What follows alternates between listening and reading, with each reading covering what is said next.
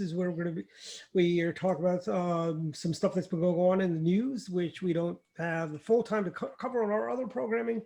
However, probably in the late, you guys have read probably about the violence that's been happening around the country to Trump supporters. We had this over the past weekend. A Trump supporter had his teeth knocked out by Antifa folks in San Francisco. A few weeks earlier in Denver, earlier in October, we had a Trump supporter shot by an NBC affiliate security guard who was a rabid Joe Biden BLM supporter. My friend the Bazes in Virginia a few weeks ago, they had their Trump sign burned in the middle of the night. I know this is stuff that's been happening over the years, where in the past it's been things such as, back in 2000, I had Bush Cheney yard signs taken a few times. It was just, petty vandals. They were stealing the signs. They weren't spraying swastikas. They weren't calling me a fascist or anything like that. And then in 2004, that kind of escalated to keying cars and all sorts of stuff like that. But I think now it's just reached a whole new level where folks are not safe. They don't feel safe or comfortable putting up a sign for President Trump. And I think this is part of the intimidation by the left of Trump supporters. Take it away, Don. All right. Well, thank you for joining us tonight, Ann. And why don't you actually go through your story here? What happened to you specifically? On the evening of October 6th, it was a Tuesday evening, my husband and I had gone to bed relatively early and were sound asleep. And I woke up and heard the doorbell ringing and somebody pounding on the front door. And I just thought, I must be in a dream. So I just kind of rolled back over and it happened again. So our bedroom is on the front of the house and I could see the front door. So I raised the window because we're on the second floor. And I said, there was a young man down there, very clean cut with a black lab on a leash. And he said, ma'am, your Trump sign is on fire. So I looked over the other way and sure enough, there were flames above the shrubbery. It was very scary. So I said, I'll be right down. So I raced down through the garage thinking, get a bucket. Well, when I went outside, I could smell kerosene. And he said, I've already called the fire company. And he said, do you have a hose? So the garden hose luckily was still attached to the house and it's on the front. So we pulled it out and he jumped this 5-foot tall white panel fence and proceeded to put out the flames. And the fire company arrived probably 2 minutes later. But what the arsonist or terrorist didn't realize, I don't think, was that it was one of those vinyl type plastic signs. And so while it went up in flames in the middle where there seemed to be the most kerosene, it melted. So our new sign or our damage sign is T. Let me do it this. No, I guess I'll do it this way for viewers. TR, and then there's a gap, MP. And we're leaving it on the fence. The police officer that spoke with me suggested that we take it down. And I said, no, we're going to leave it up. So since then, we have had a note from a passerby, just addressed it to our address. And we've had people just stop in our driveway or as they're walking by, apologize that they are just shocked that this had to happen here in America. But our fence has some damage to it. The shrubbery behind it is really burned. And yet we still will, and we'll do it again. We'll put a sign out every time we can. All right, so how big was the sign? A 4x8. And the crazy thing was, I asked the regional director for the Trump campaign, whom I saw in Fairfax, if I could get a 4 foot by 8 foot sign for 2020. And he said, we're not doing them. So my husband and I had saved the 2016 in our garage. So we pulled it out one Saturday and walked down the street outside our fence, and people saw it as we were going by. And we had 2 people honk, yell, and, positive, and then one flipped us off. No big deal. We're living in a big Democrat housing area. So we put the sign up and we kept checking and everything seemed to be fine. On Sunday, the 4th, we came home from church and noticed that somebody had put some blue paint tape and some stickers on it to change Trump to say, I pump and then changed pence, and I'm not going to say what it said. So I peeled those off, but wore gloves and put them on paper. So I told the police officer when we were talking, I said, I have something that probably has fingerprints on it. And he says, do you have a video? And I said, no, sir, I do not. He said, then no magistrate in Fairfax County will touch it without a video. So there we are. Right, and that's very true, right? Because what happens now is because I was going back through and reading some stories about vandalism that is going on. I mean, Dwight alluded to this a little bit earlier about some of the things that have been going on in other parts of the country, but things have gotten to be such at a fever pitch, whether or not it's the Trump or the Biden or whatever, that now people are taking these video doorbells and their video cameras and they're pointing it directly at their signs now because they're seeing such a spike in violence.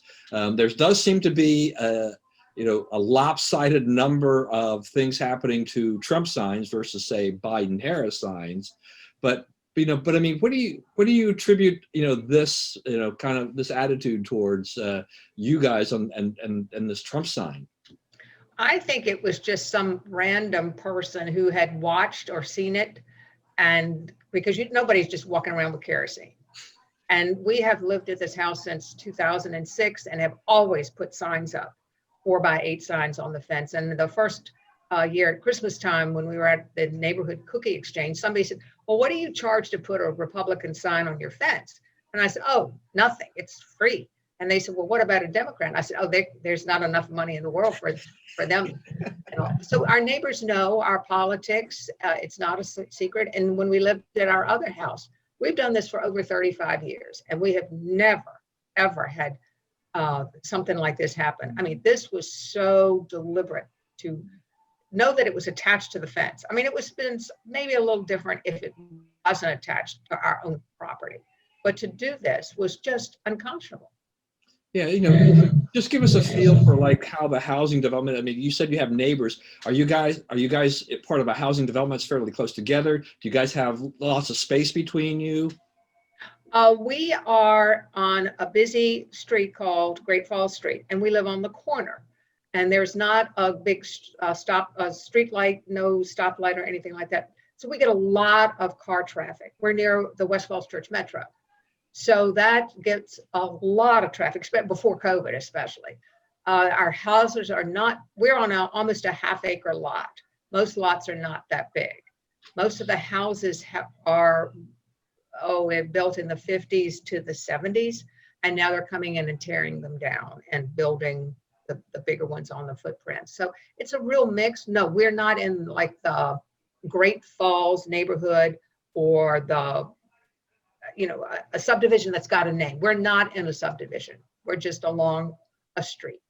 Yeah, you think a street as busy as you're describing, though, that it would take quite an effort for somebody to actually, take the time to stop and then do this and do, if there's enough traffic. I don't know. I mean, if I was going to be doing some vandalism or whatever, I'm like, you want to do it when there's nothing going on. You don't want to really do it on a busy street. And it was done early in the day too. It wasn't like done late it was at 10. night. No, it was at 10:20 p.m. when I woke up. Yeah. So, but I mean, relatively earlier vandals usually. I mean, it wasn't 1 o'clock in the morning. Right. And it doesn't.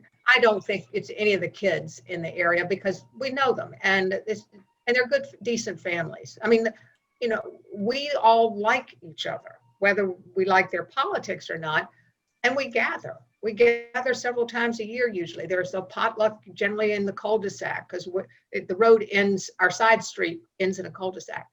So until COVID, we'd see everybody a lot. And now that people are walking, we see them a lot. Yeah, and vandalism and things like this. I mean, this has been something that's just out there. It could be just somebody making mischief, maybe not necessarily with a specific anti-Trump type of a thing, but more likely it is. But you never know. I mean, I'm thinking about several years ago. I can't remember how long ago it was, but we live in a fairly nice neighborhood out in Maryland, Gaithersburg, Maryland, and my wife is in the planters in the front. She's always stuck American flags in there. She just kind of do that. And then one day I went out in the morning and I'm like, I went to go pick up the newspaper at the end of the driveway. and there was one of our flags that had been set on fire the night before. Oh, So somebody had actually come up to our doorstep, pulled the flag off, set it on fire into the driveway and everything like this. I mean, I quizzed the neighbors as to when I saw anything. And this is before I got a video doorbell. This was before they became really popular. sure. But my neighbor across the street, he was incensed. He worked in the State Department during the Bush administration and drug policy and things like that. And he was so upset. He actually delivered me a pair of Reagan cufflinks. Oh, And everything like that. But I mean, this guy, he's a Navy vet, he's as American as you're going to get, proud patriot. And, for anybody to take a flag and do that, I mean, this is the kind of thing that we're just seeing. That's just destruction of personal property. This has no way that it needs to belong at all. And it's unfortunate for you that you had to go through that, because it's, if you'll do 4 years from now, you'll post another sign for whoever is going to be running there. Maybe in between during the midterms, you're going to be posting other signs, who knows? But now, it's kind of like it's all vulnerable. I mean, it's like, how long is these signs going to stay up? Is somebody going to come out and do things? Yours is one of the most extreme things of having it set on fire. Most of the time, it's just people stealing them, right? right. People Absolutely. are just constantly replacing them. And see, in Virginia, we have an election every year, every November. So every year the signs come out. I usually wait till after Labor Day and put them up, put them out. And, all the candidates know if they want to bring something over here, just leave it and I'll put it up on the fence or whatever. But you just feel so violated. And I've lost some faith in our American public, because we Republicans are not vicious, mean-spirited people. I mean, I have a Washington Post reporter called here, and there will be a story Sunday in the Post about the vandalism of signs in general, not just us.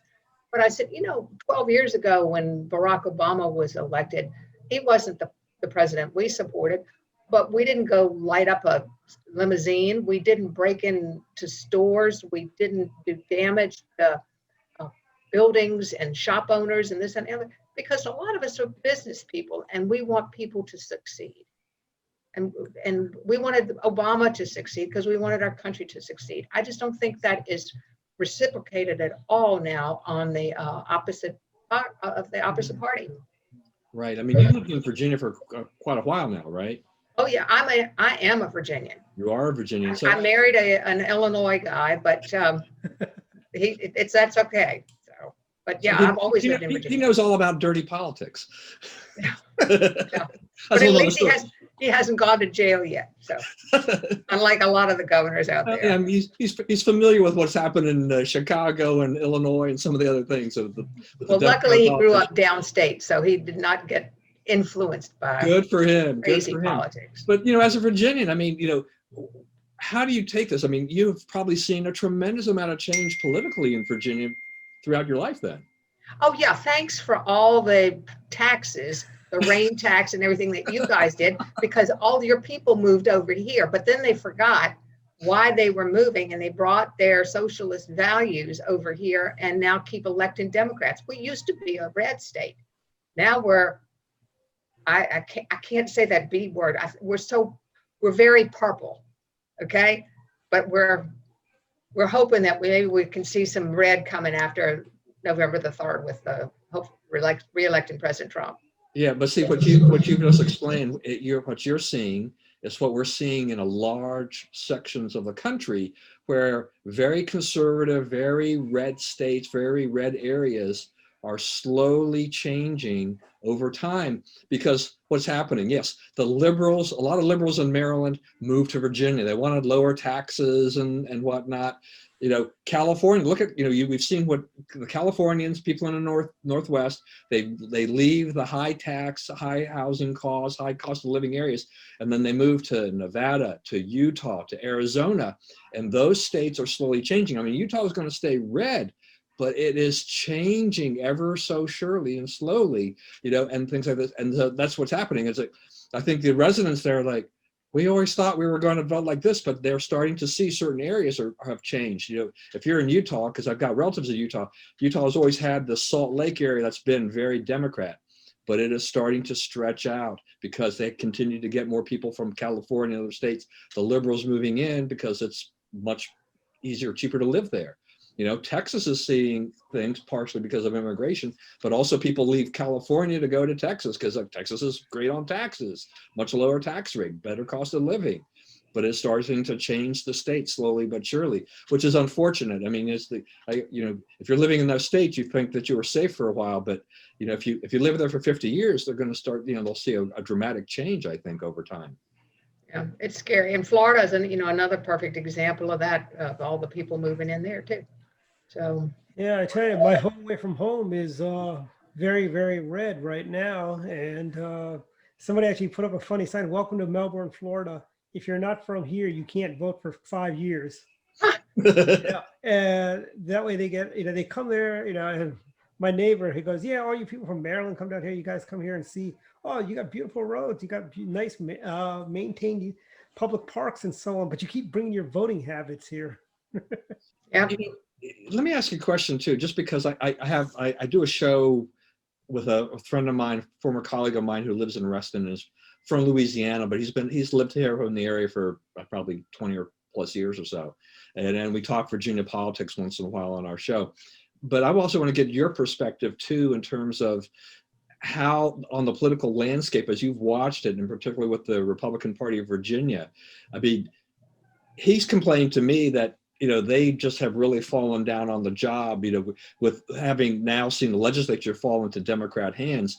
Do you see hope, with your legislature at some point in time that you can shift that tide back and try to get some of the momentum back and, and maybe recapture either the Senate or the House in Virginia?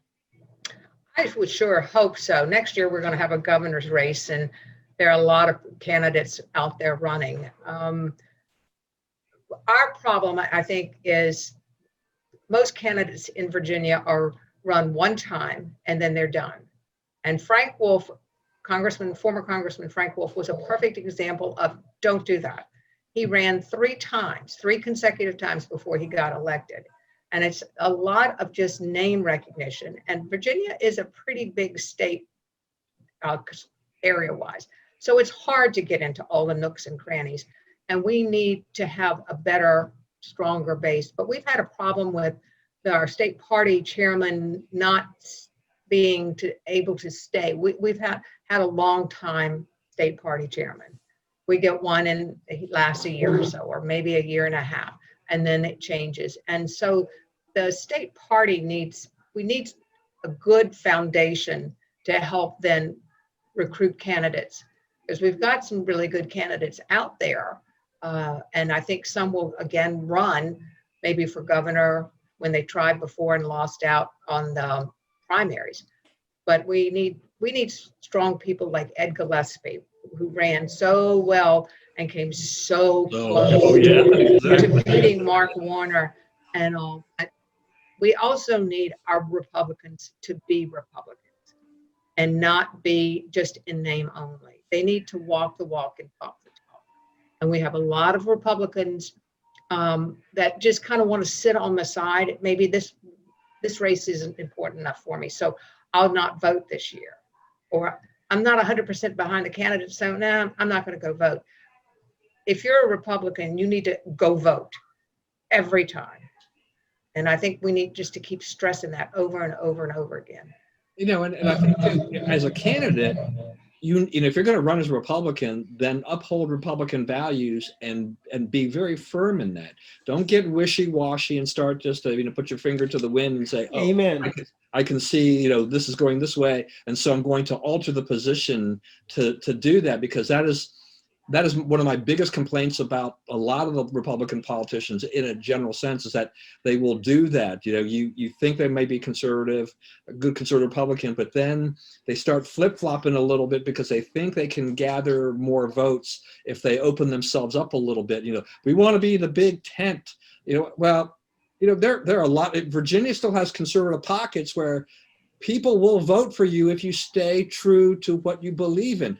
but why would I want to vote for somebody who starts getting wishy-washy? I mean, I'm like, who are you? What what is your belief system? Stick to your belief system. Yeah, I mean, in Virginia, if you look at Tom Davis, when first time he ran as a conservative, authentic conservative Republican for Congress, and then by the time he left, you could hardly recognize him as a Republican when he left. Yeah.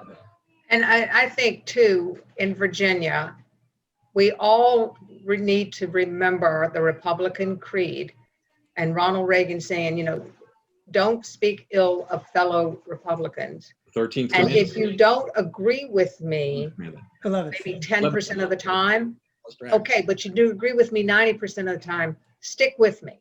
And we have Republicans that will just talk bad about fellow Republicans, and we got to stop that.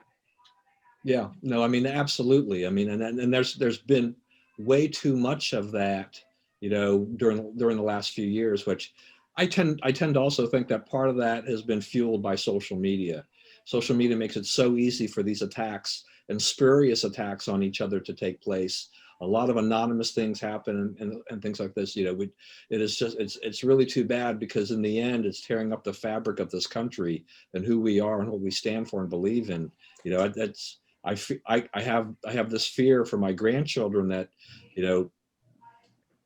by the time I'm gone, or as I get another 20 years older, that I'm not sure exactly how much of this country I'm going to recognize if we continue to go in this direction. Right. Agree. Yeah, and one last thought, and I know everybody likes to ask the president to condemn actions of people that may or may not be supporting him do bad things. Will Joe Biden and Kamala Harris condemn the violence against Trump supporters? They should, but I've noticed they have not. They have not issued, especially when they in Baltimore County, there was father and son. One is a member of the Central Committee, was shot at putting up signs. They had in San Francisco, you had the guy that had his teeth knocked out, and in Denver, you had a guy shot. Biden and Harris have yet to comment on. They have yet to really refuse to condemn the violence against Trump supporters. So is this, as the left would say, silence is condolence? I mean, they condone that the behavior? I would to say that's yes. And especially when I believe I read that Harris's staff members contributed to, what was it, Black Lives Matter, or and so it's just crazy that they have been silent on this. All right, I think are we done, Dwight? I guess. Yeah. We're pretty much done. Any final thoughts, Ann? No, just hopefully there'll be a decent article in the Washington Post on Sunday, and I mentioned you guys in my commentary today. I don't know if you guys saw it. It was in the newsletter. I mentioned the damage at your place and used your pictures in it. Good. Yeah. All right. Okay. Thank you, Ann, for joining us. Absolutely. Thank you, guys. Take care. Take care. Bye. All right. Bye. Bye-bye.